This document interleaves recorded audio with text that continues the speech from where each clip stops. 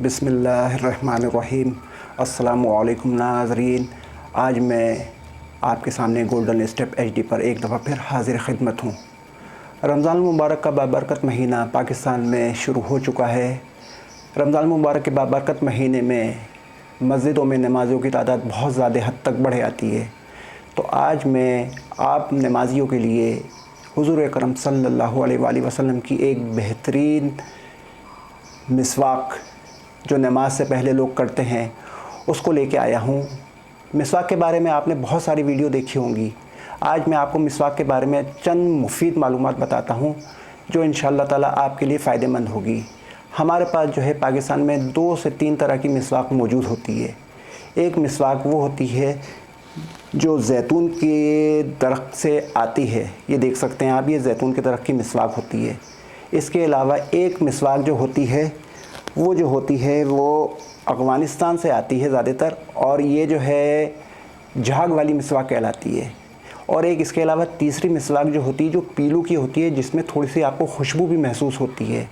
मिसवाक इस्तेमाल करने से आपके दांत बहुत ज़्यादा साफ़ हो जाते हैं, चेहरे की जो है निखार पैदा होता है, आपके मसूड़ों को मजबूत करता है, आपके अंदर जितने भी बलगम, जितने भी मुदाफ़ियती निज़ाम में आपकी प्रॉब्लम होती है, मिसवाक करने से, दिन के 5 दफ़ा मिसवाक करने से काफ़ी हद तक ये दूर हो जाता है।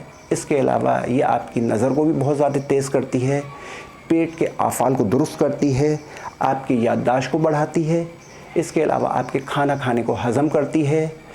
अगर आप मिसवाक का इस्तेमाल बाकायदा जारी रखते हैं तो ईमान पे आपका ख़ात्मा होता है। हुज़ूर अकरम सल्लल्लाहु अलैहि वसल्लम की ये बहुत प्यारी सुन्नत है।